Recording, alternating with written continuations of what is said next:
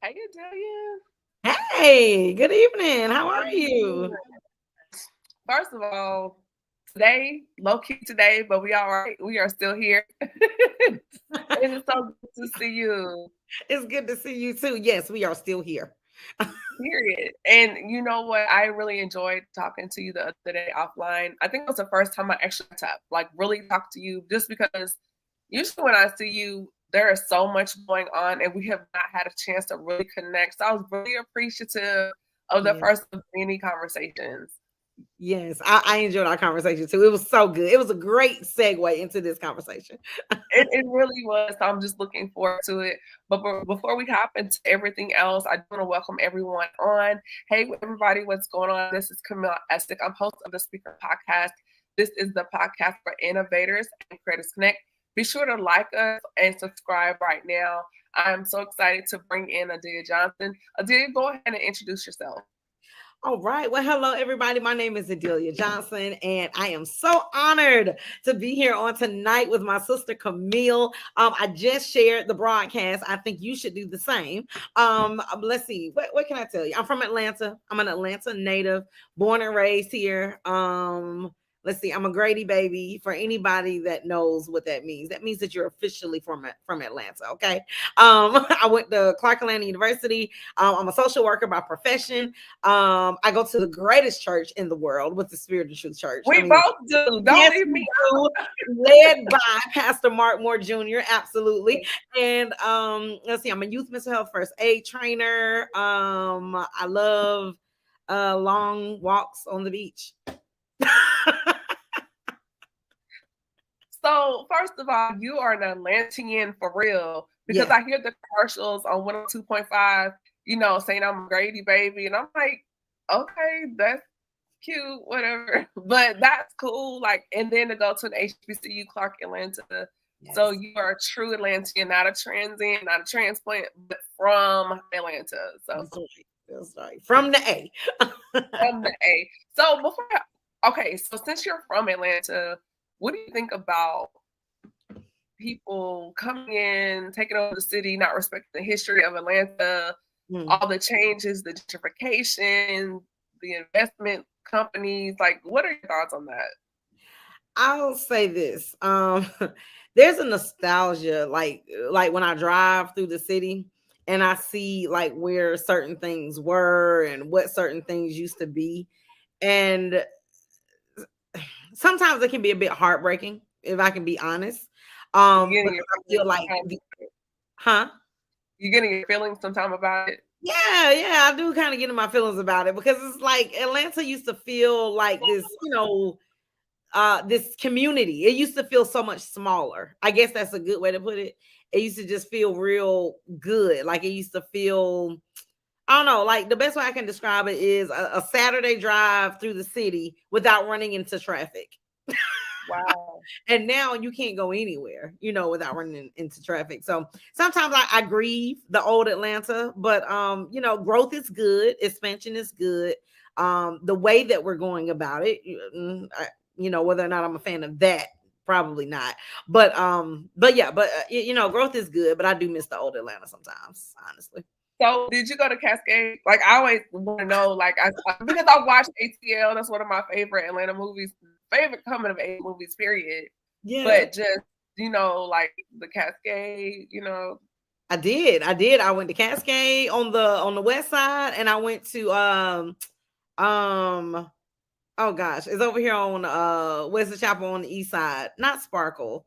I think that's in Smyrna. Golden, not yeah, yeah, Golden Glide. Yeah, that's it. Golden Glide is the one that's over here on the east side. So I've been to Golden Glide. I actually know how to skate. A lot of people don't know that. what? I do. Now I used to could do some, some fancy tricks or whatever, but I can stay on my feet. I'll say that.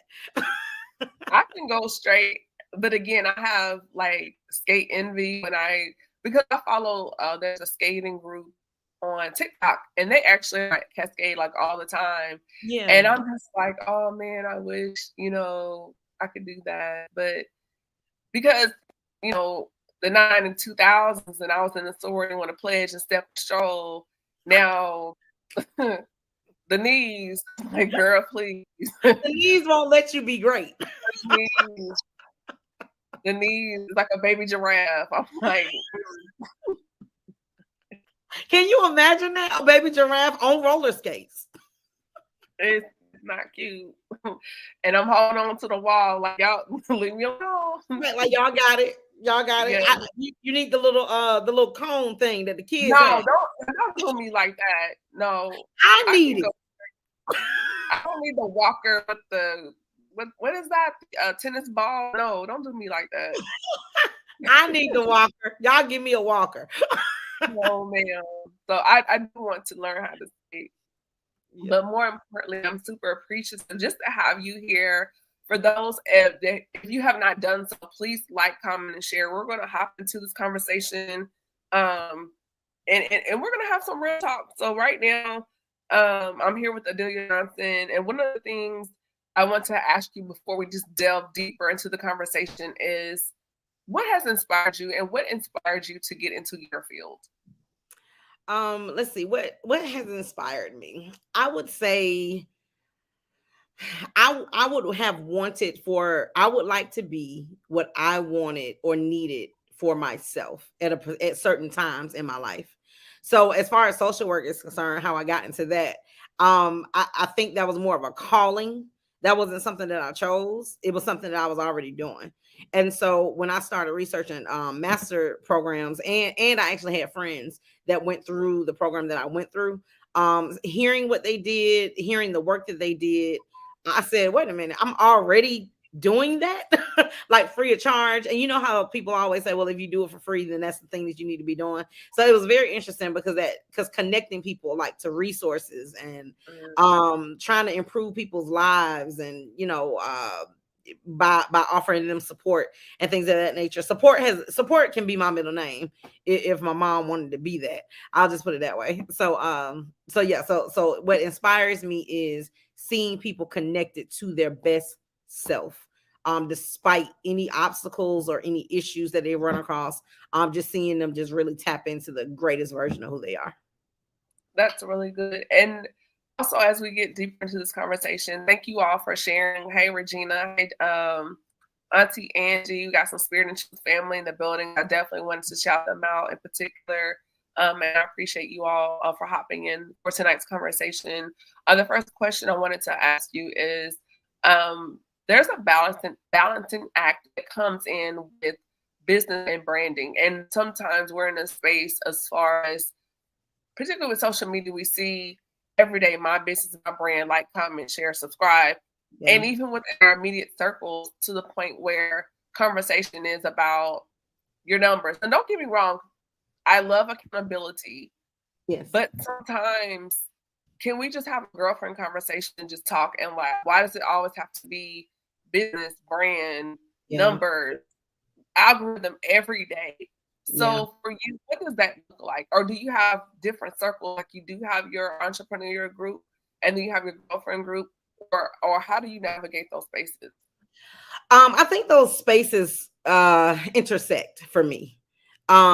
Meaning I've really like been blessed, and I don't mean to like over spiritualize like my situation, but it's real, because I've heard like horror stories, right, where you have the friend, it's always numbers, it's always business, it's always, well, what are you doing to build your brand? And it's always about money, so much so that you lose the relationship and you lose the connection and you lose the authenticity of the relationship. For me, I have been blessed to where all of those things can kind of cross intersect, to where I have the girlfriends, but I also have where people are holding me accountable for the thing that God has called me to do. So for me, I'm blessed in the sense that I do have friends that I can laugh with, I can kiki ha ha, but I can also cry, I can also fail, I can also most important, I can also mess up. And so I'm blessed to have a circle of people that I can screw up, I can mess up, and I'm not, being tacked to a cross or anything like that. And I'm also very thankful that I do have people, because the type of person that I am, It's so interesting that you mentioned like algorithms and numbers and things of that nature. So I think it's important to have people in your circle that care. I think God equips us with certain people in our circle that care and are skilled for certain things. I don't care about numbers, Camille. If I can be honest, like if I feel like God has told me to say something or do something, I'll do it and just not worry about the numbers or the money or the budget. But the truth of the matter is, you do need people that are strong and skilled in some of those areas so that you can be effective and so that what you're doing, is making an impact. Because in some cases, those things do matter. But get people around you that can care about that if you don't care about it, if that makes sense. No, that's really good. And then also looking at the power of transparency, within, what we do as far as business and storytelling. Because, for example, I just watched Kurt Franklin's documentary, Father's Day on YouTube, and Yes. it really shifted how I listen to his music now, and it's like a soundtrack. And if you've been following him, we kind of knew a little bits and pieces, Yeah. but this documentary kind of brought it full circle. And so now thinking about his other albums, he's been telling us the story for years, but did we really catch it? And so that connectivity through the audience and now releasing a new album. Can you touch on the power of transparency in our audience as far as connectivity and storytelling, whether it's through ministry or if you have a product or business or brands or however you want to label that? And also, secondfold, where is the line as far as you're not telling all your business like being messy, but then you want to be transparent? Absolutely. Speaking to the power of transparency. There's so much freedom um in being transparent. I think the key to transparency though is owning your truth so nobody can hold it against you, if that makes sense.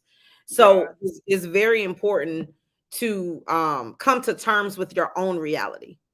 Do not step into a spirit of transparency if you have not yet owned your own history, issues, whatever the case may be. Because transparency, I mean, and transparency doesn't always have to mean trauma, right?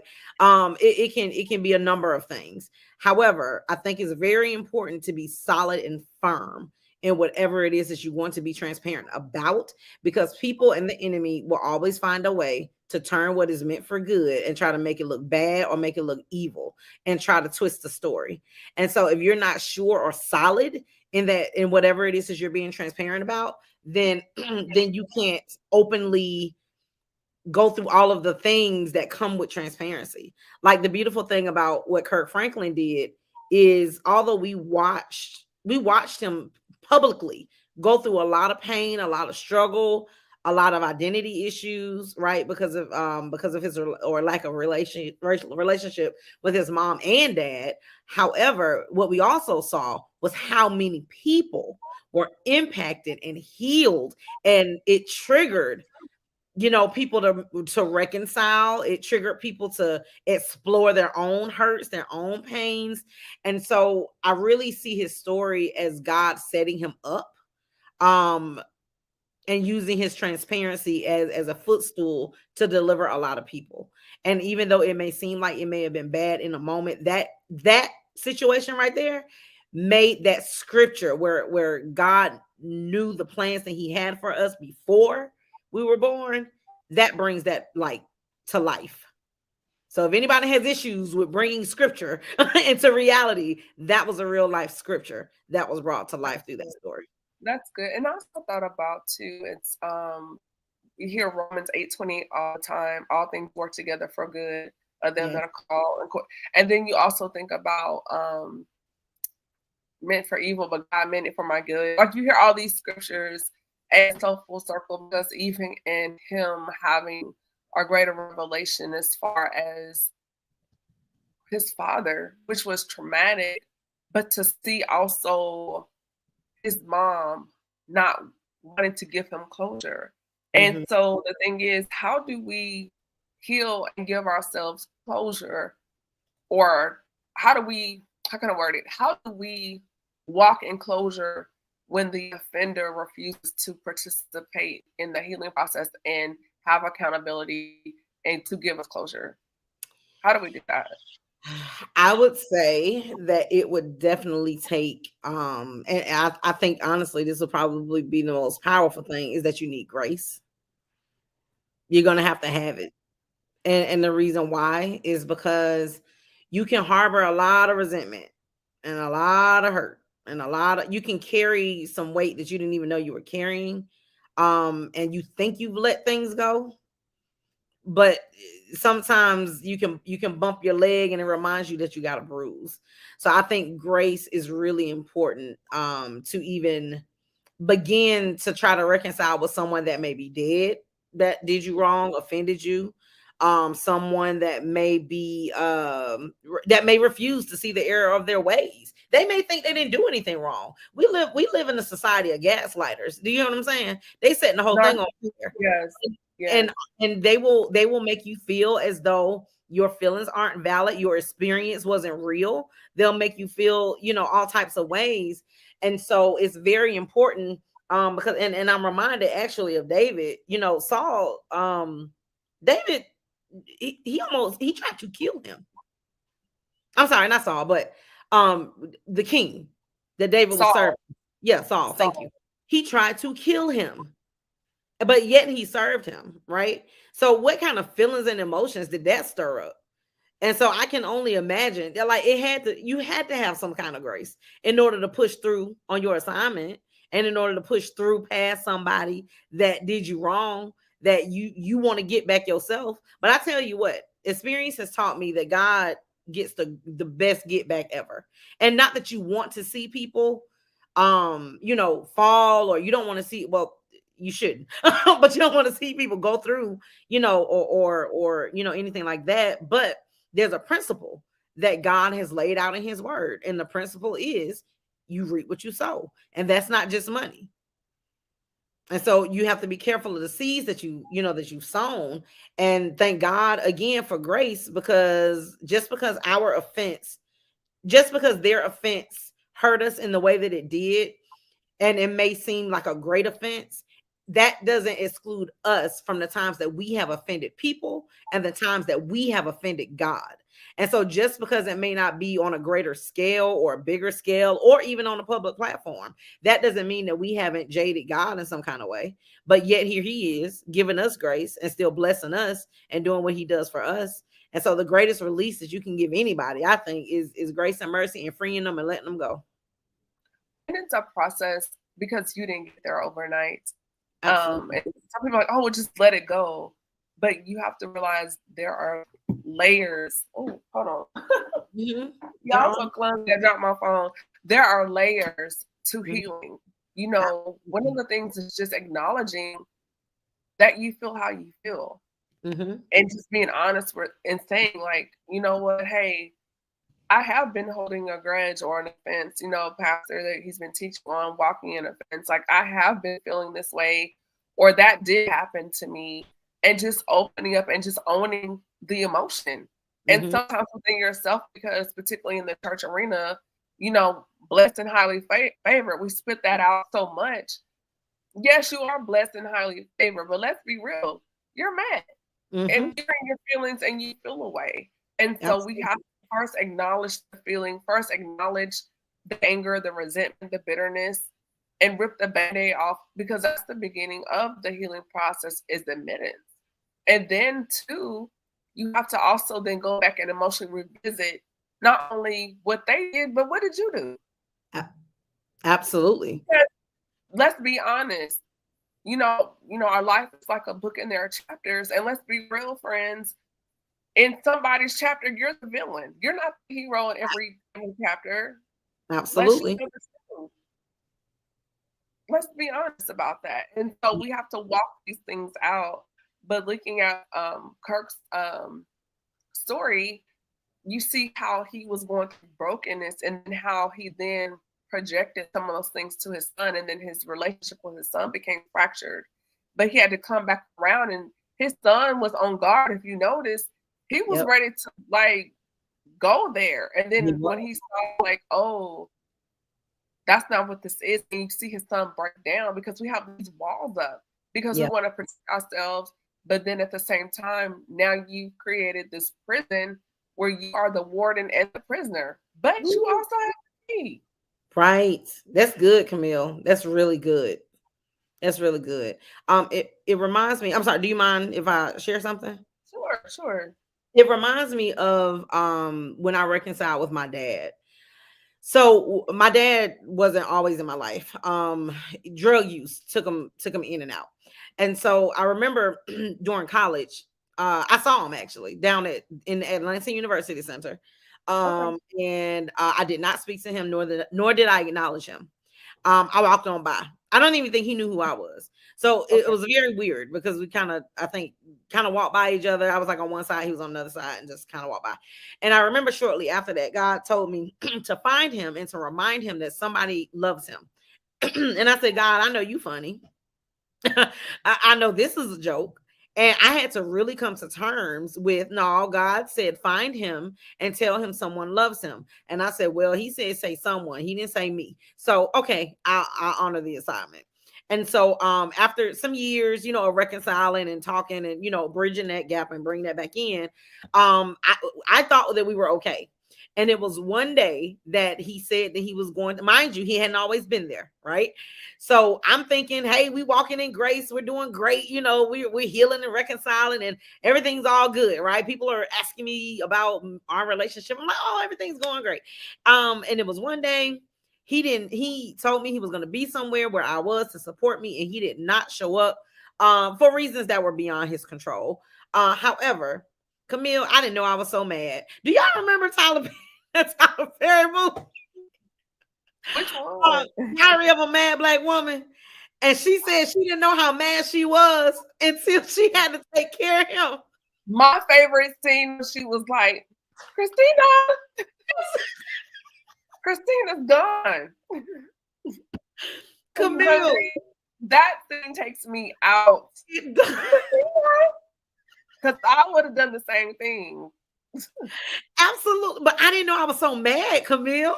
Like I called him. I said some things. If y'all would have knew what I said some things. Do you hear me? But in that moment, it was so crazy because right after that moment, God showed me, yeah, you reconciled, but you didn't heal. You didn't fix fix the root of the problem. Him not being there triggered you really bad. After that, I went on a 21-day water fast, Camille. That was my first ever fast. I went on a 21-day fast. Yeah, God had to fix it. I said, oh, I don't want to be this mad. I was like, God, I don't want to be this angry. But I was mad, and I didn't realize I was dealing with like rage. And so I went on a 21-day water fast, and thank God after that, I was like healed for real.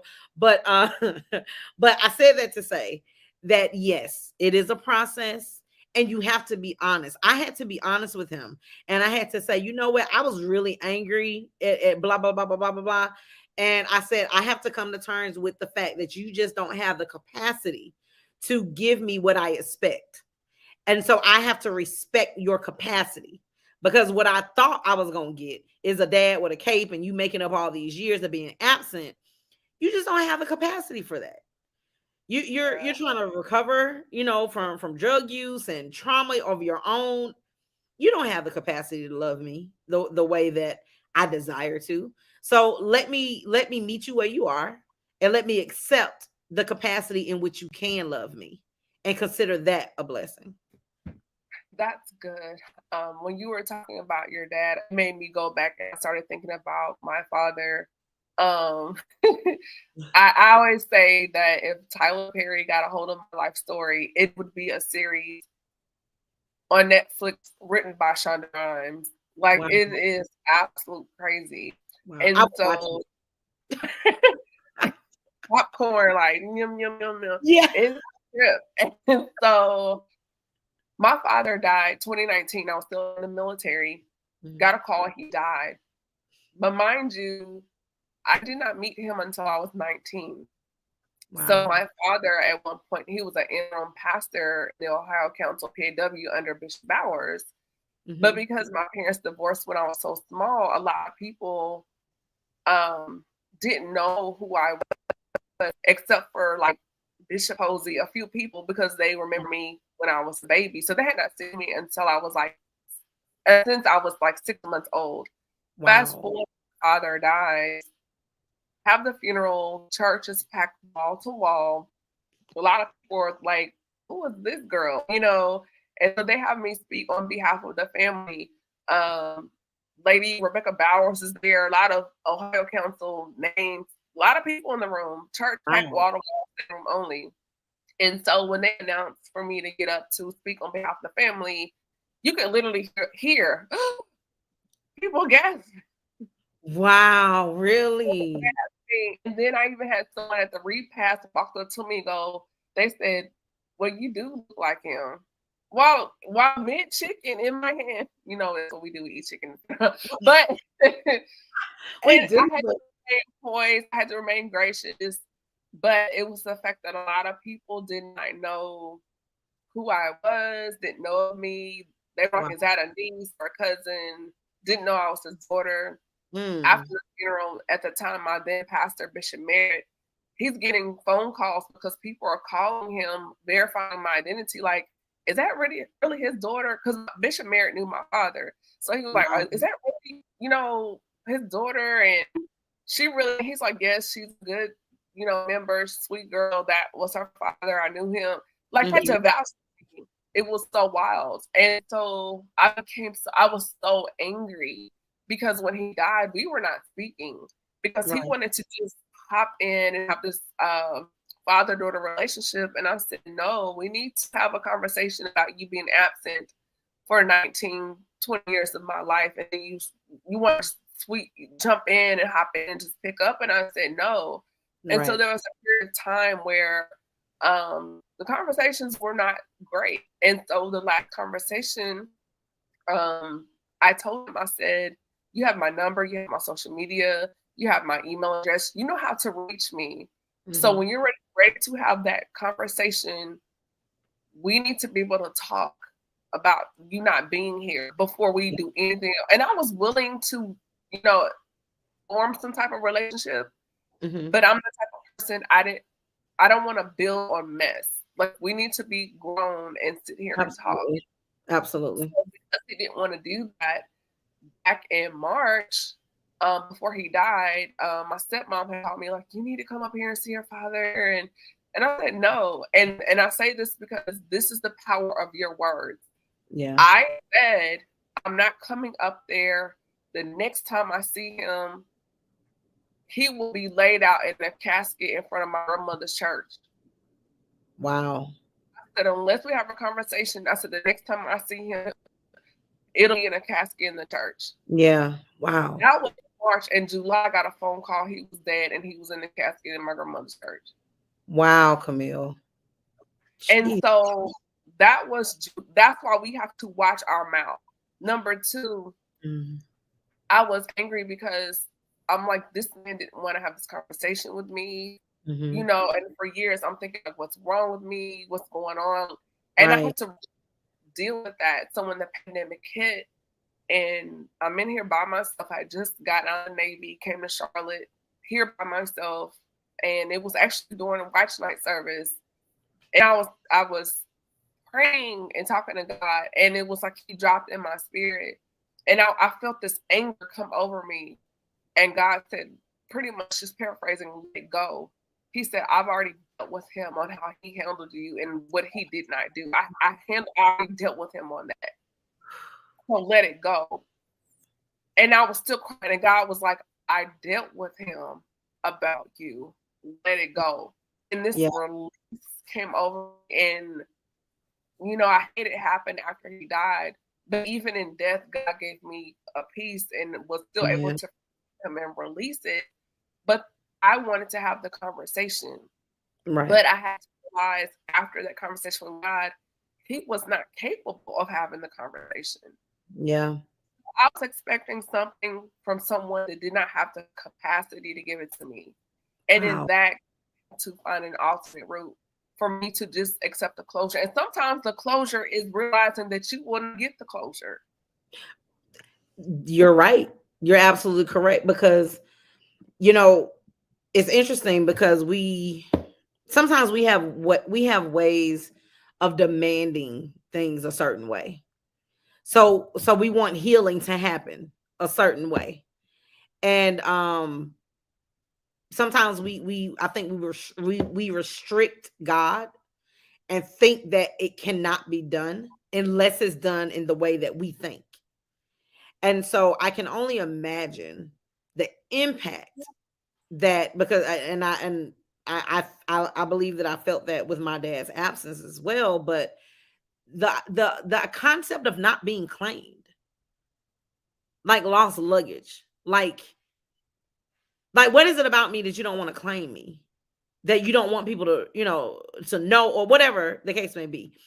That can get so deeply rooted, Camille, and that thing can take root, and that thing can start manifesting in ways, and we're responding in ways, and we're talking in ways, and we're dealing with people in ways, and we're in relationships in ways with things and doing things that we just do not understand, because something has taken root.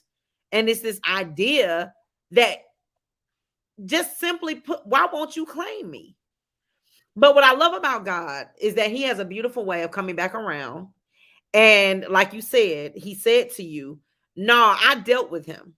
And so we do have to get past in our minds that we have to publicly see that person get dealt with. No, like, I want to sit down. I want to have a conversation. I want to look him in the eye. I want to do this.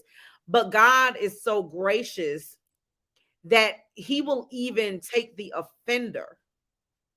This is crazy. He will even take the offender and deal with the offender in such a merciful and graceful way, where he probably dealt with him in private, and he probably dealt with his heart, but because we didn't get validation or confirmation that it was dealt with, we didn't get the email.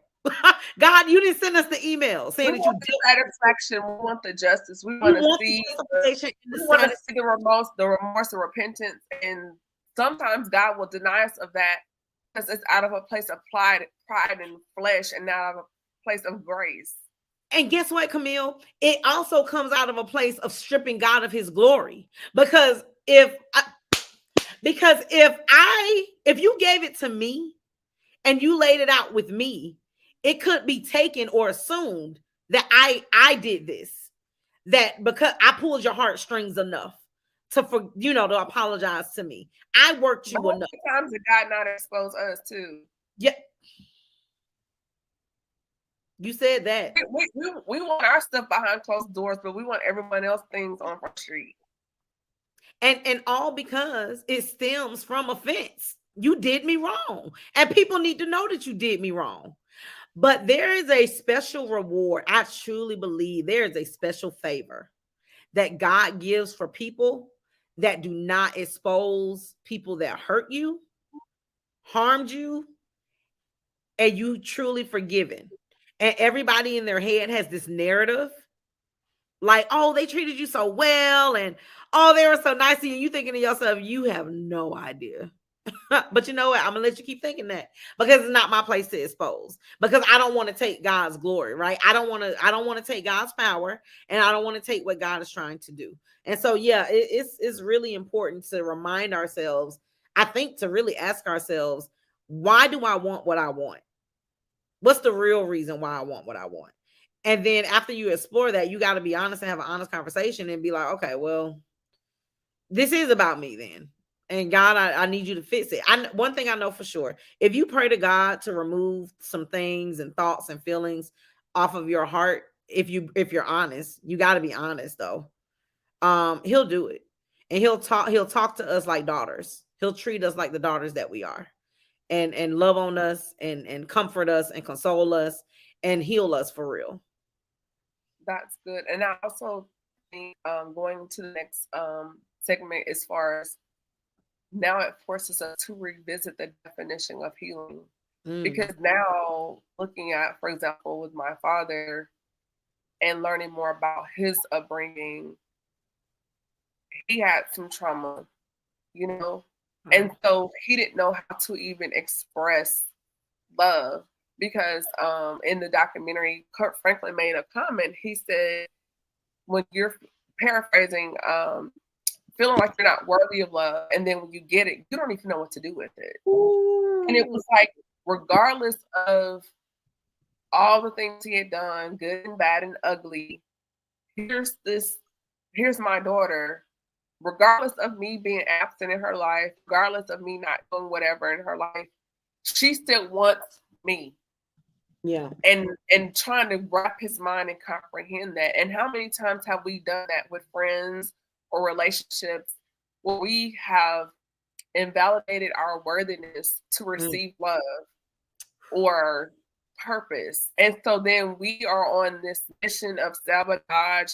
We are burning everything down and snatching the curtains down on the way out. Yeah. Because like, who am I? I don't have pedigree. I don't have lineage. I don't have this money. I don't have a degree. I don't have the circle. I don't have the connections. We're so quick to disqualify what we feel like we qualify or what we're worthy or not worthy of. Mm-hmm. And God is like, I knew your deficiencies from the beginning. I made you. So why do you keep throwing your deficiencies in that face? Don't you think I already knew that? But because I qualified you, because I make you worthy. So why do we keep throwing up the deficiencies when God said, I know this already? Right. But I qualified you. That's good. Let's talk about it. That's good. Let's have a conversation. Man, that's so good. We have to be very careful on our diet, because our diet will cancel out the healthy things that God has told us, the things that he said about us, the things that he has confirmed for us. If we're not careful, sometimes it was so interesting because that prayer on Saturday when we were wrecked on the floor. On the wall, on the floor. Oh my God. I felt like my ear was real warm. And as I was praying, I was holding my ear, and God was reminding me that you need to be very careful on what you've accepted in your ear, because you've let more lies outweigh the truth that I've said about you. And so now the question is, are you going to idolize the lies though? Like, are you going to idolize what people's opinions about you have been? Are you going to idolize? Because let's talk about what it is. An idol is something that you give more credit to, that you give more thought to, right? And so if you give more thought to the lies that the enemy have told you, that don't nobody want you, that don't nobody want to claim you, that you're not that smart, you're not that bright, you're not worthy of being loved. If you let more of that push out what God has said about you, then yeah, you're making your trauma an idol. And what's happening is your heart is hardening with that.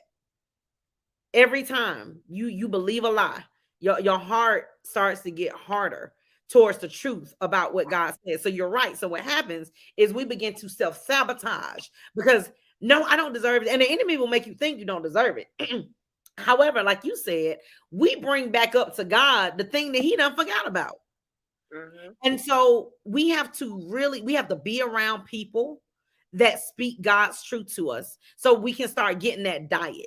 Your diet is so important. You have to start, because if it took all those years, right, Camille, to believe those lies, it's going to take some time to believe what God says about you. And you're going to mess up along the way. You're going to err along the way. You're going to make decisions that are not reflective of who you are. I've done it. You're going to do things. You're going to say things. You're going to act in ways that are not reflective of who God says that you are. But you'll get there. And that is the point. The point is believing that I will get there, and even praying, God, you know what? I was not my best self today, but I am really trying my best. Like, these are conversations y'all got to have with God, like real conversations. Like, no, God, I really wasn't my best self.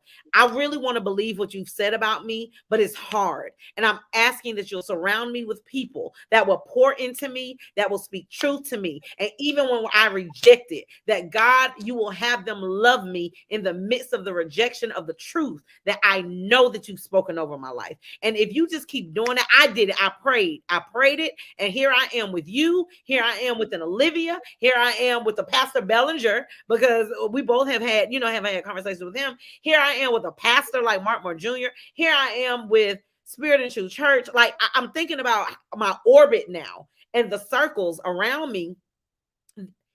Now at this particular juncture, Camille, if somebody speak a lie to me, I know it's a lie. Because now the truth has began to invade my space. And I've been eating more of a truth diet. And so now that I've been eating more of a truth diet, all of the lies are beginning to fall off.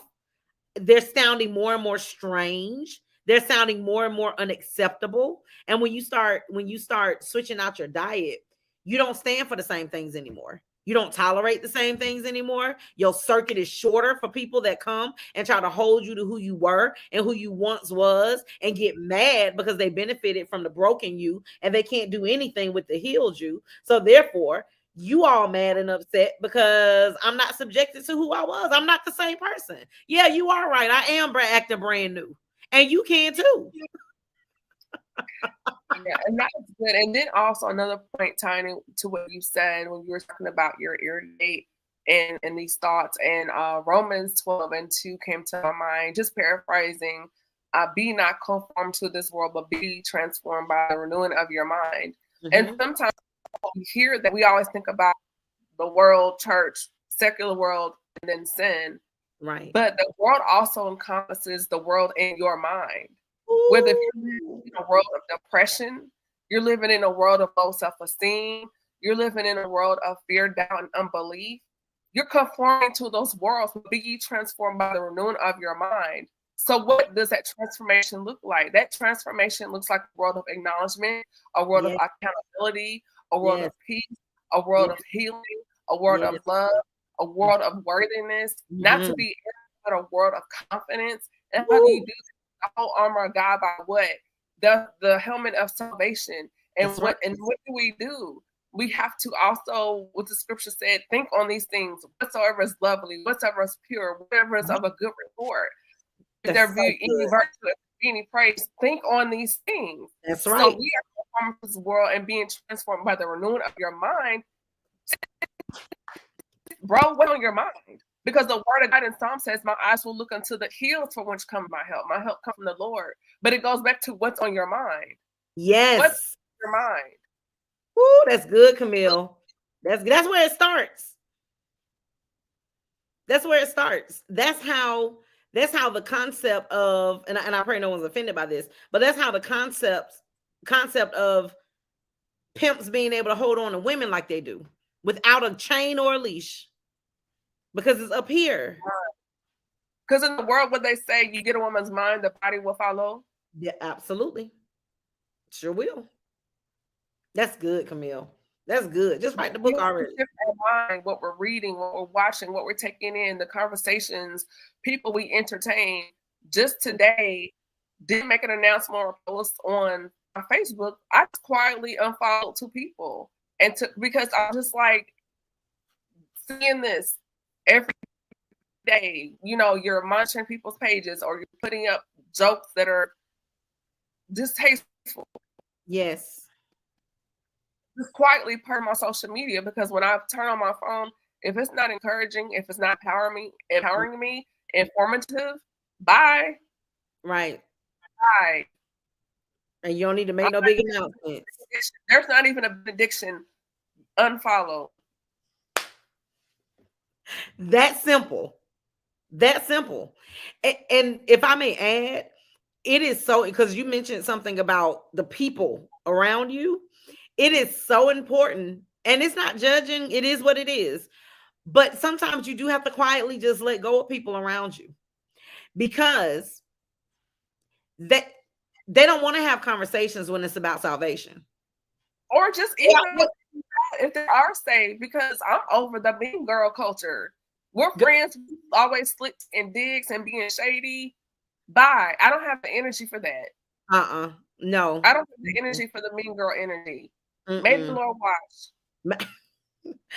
May the Lord watch. I like that. That's the name of the book. To be absent one from another in real life. Bye. In real life, I will never forget. There was a girl that we were new friends. Okay, we were getting to know each other and all this other stuff. Hanging real tough. All right. One day we were riding in the car, and I heard her on the phone, and she put the phone on speaker. She was like, "Watch this, watch this." I was like, "All right, all right." Well, I don't know what I'm watching, but okay, I'll watch. She put this guy on speakerphone, and she said, "You know, your wife called me earlier today." And and she said, if you want to keep your wife, I'm about to send you a list of bills that I need paid. And you should have heard shaking in this dude's voice. And she was like, don't worry about it. She was like, I made it sound like we were friends and we were in the military together. And she actually invited me over because she thinks I'm an old friend. So I'm gonna need you to take care of that. And then I will call you back later or whatever. So she hung up the phone. And she was like, you see, I don't have to worry about no bills. I don't have to worry about this. I don't have to worry about that. I said, oh, Camille, I felt so uncomfortable. I was like, let me out the car right now. Like, because I don't want no parts in that. Like, I don't want to be anywhere that you are and that woman finds out about you and we both shot up. And not just that, ma'am. I don't know how you grew up. I don't know your traumas. It ain't my business. The Lord can keep you. I can't. I got to get away from you.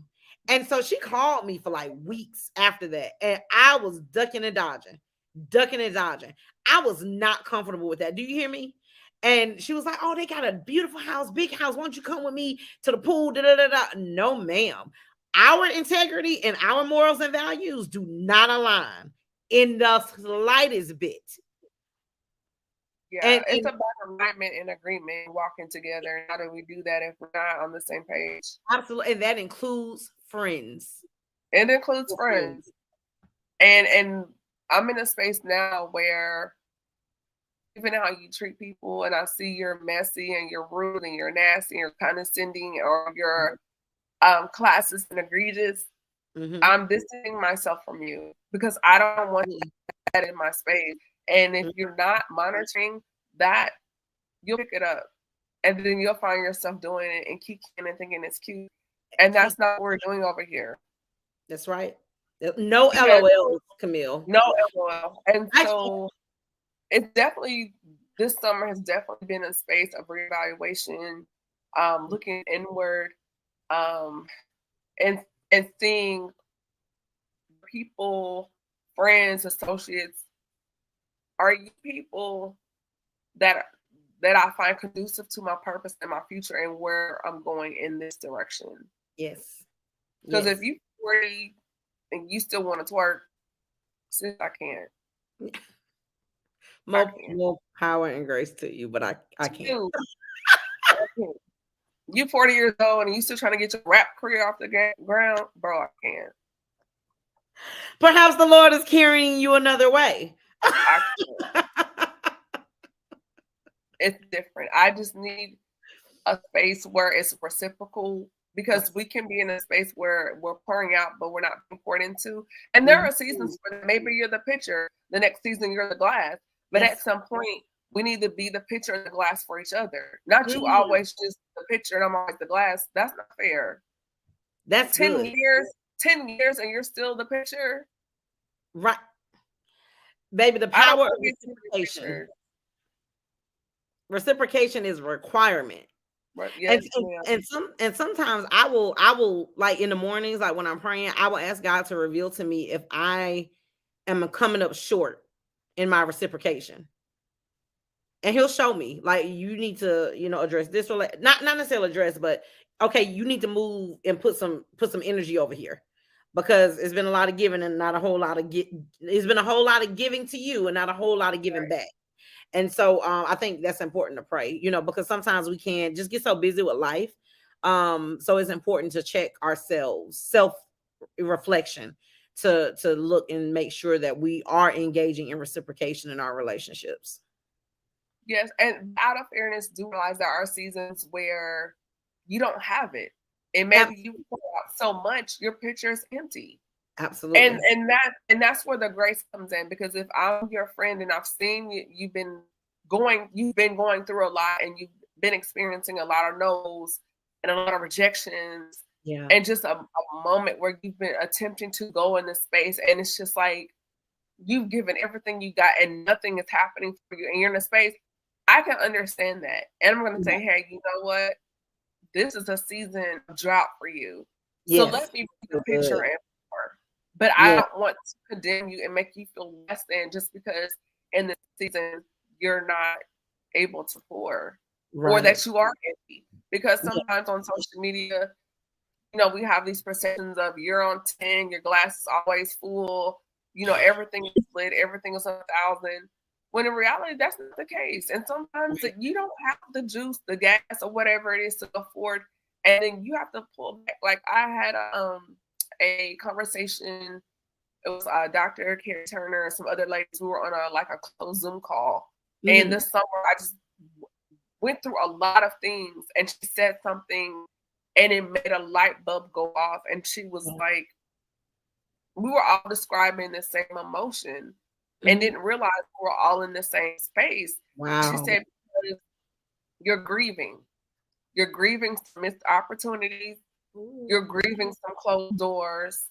You're at a certain part in your life because by this age, you thought you were going to be here, here, here, here. And you've been branding on the go, writing on the go, podcasting on the go, building businesses on the go, getting degrees on the go, but you didn't grieve people you lost during the pandemic. You didn't grieve the engagement that fell through. You didn't take time to grieve, being looked over on a promotion. You didn't take time to grieve the job that you thought you wanted and they chose somebody else. So to make yourself better, you just went and got another degree. You released another, you built another brand. You lost 15 more pounds. Like she went on the list, and we were all just like, and it's not always because someone died, but something in you died along with those no's. And you have to take the time to acknowledge that hurt. Because again, blessed and highly favored, true, but you felt a way about that no. And then you grieved God making you wait. God. God says three things. Yes or wait. And if he don't say yes, if he say no or wait, then you grief. Repass sickness in the fellowship hall because you're grieving. Yeah. Ooh. Did you ever take time to grieve the no God gave you? Ooh, that's not knowing he's preparing the yes for you, but you so stuck on a no, you can't even prepare for the yes. Ooh. I had to write that one out. So when I go back and look, that was good. That hit home. Stuck on the no he gave you in 2015. You can't even see the yes that's coming down the pipeline because you're stuck on the no. Oh, that's so good. So now you're walking in offense not with people, but with God. Because now you're treating God like the people that offended you. Ooh, so because now you're in your feelings, well, I'm not going to go. I'm just going to watch the live stream. Or I'm not going to pray. I'm going to turn on CBS and watch Gayle King, and I'll just pray later. Or it's Tuesday. I'm not going to turn off my plate. I'll just make up my day later on this week. Wow. Man. So now you're treating, because when you get upset with people, they call you and you answer the phone at your convenience, like I'll call them back later. But then you take that behavior and you turn it to God because he wakes you up at 5:30, but you sleep in at 7:15 and say, oh, I'll just pray when I get up. Oh my God. That's good. That's good. Because why? You mad at God because he gave you the no. Wow. And then it's offering time in the sanctuary. Oh, Because it will, because, like, for example, let's say you wanted to marry somebody and the engagement fell through, and you pray that prayer, Lord, if he's not the one, let it fall apart. So it crumbles like a stale crispy cookie, and it falls apart. And now you're mad, not knowing if God had allowed you to marry that joker. That fool had a boyfriend, and you didn't know about it. come on, Camille. And now you sit up here with community cookies for life. Not community cooties. But he broke your heart to save your life. He broke your heart to save your life. Wow. Now that's good right there. Yeah, just go on and you can go on and write the book now, because that was really good. That hit that right there. And the crazy thing is, if you knew what was on the other side, you'd be praising God. Yeah. But real trust. He got Christian keys for you, but you crying over shopper ranks. Okay. Y'all gonna go get Christian keys and leave Shopper where he at. Or the Lord could have a Michael B. Jordan. He could. Yes, he could. I call it forth. Yes. Maybe each Elba has a twin. I don't know. Maybe. Yeah. Everybody said they got a twin in the world somewhere. I don't know. The Lord is kind, He is kind and he is merciful. With love and kindness as he draw me. Hallelujah. He'll draw me. I felt that in my shondo. Oh, girl, me too. So we have been on here for a little while. I think we need to do a part 2. Oh, I agree. That would be great. We definitely need to do a part 2. I hope everyone is enjoying this conversation. Before we close out this conversation, Adelia, do you have like any like nuggets or gems that you feel that people can take away with them as we wrap up this conversation? And then also, until we bring you back on the next time, and then also where people can follow you on social media. Absolutely. So my takeaway would be, don't change who God made you to be or called you to be just because the enemy challenged what God said that you were. That would be my biggest thing, because everything that God says that you are is going to be challenged. And don't let the enemy talk you off of your God character. Don't let him talk you out of who God has called you to be. So that would be my biggest takeaway. But you can follow me on every platform that is I Am My Morning Coffee. On not Amazon. Well, I have books on Amazon, but not Amazon. But on IG, TikTok, Facebook, YouTube, Popple. I love Popple, by the way. If y'all don't know what Popple is, but it's like this little one-stop shop for all of your stuff. But so you all can follow me there. All things I Am My Morning Coffee. Awesome. This has just been a great conversation. I've thoroughly enjoyed talking to you, and didn't realize this conversation was going to go where it went. But clearly, it needed to be said, and I hope someone has gotten something from this conversation. I definitely cannot wait to have you back, and you've just been a joy. And yeah, you all let me know what you think in the comments below. Be sure to follow me online on social media. I am on Instagram and Facebook and Twitter, and I think now it's Threads.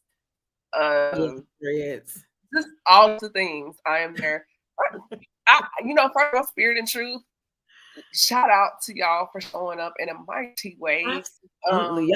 Dope. But I have to shout out Deaconess Nancy. Like, I love her. I finally got to meet her Sunday. She is such a gem. She's so warm. I just like, some people just want to hug. She's one of those people. And so we definitely have to shout her out, because she's just a gem to me and to many others. So with that being said, I do appreciate you all for joining us here on the Speaker Podcast. We'll be back October 2nd with another great conversation. And so if you missed this live, the replay will be available immediately after. And be sure to go to my YouTube channel and subscribe. Follow me there. And I now have the Speaker Podcast Premium. It's available starting at just $3 a month. So exclusive conversations and interviews will be available when you subscribe, beginning with just $3 a month. We are attempting to grow the Speaker Podcast in other areas as well. So thank you. And with that being said, this is the Speaker Podcast where innovators and creators connect. I'm your host, Camille Estick, and see you guys on the next conversation. Be blessed. Good night. Bye. Good night, y'all.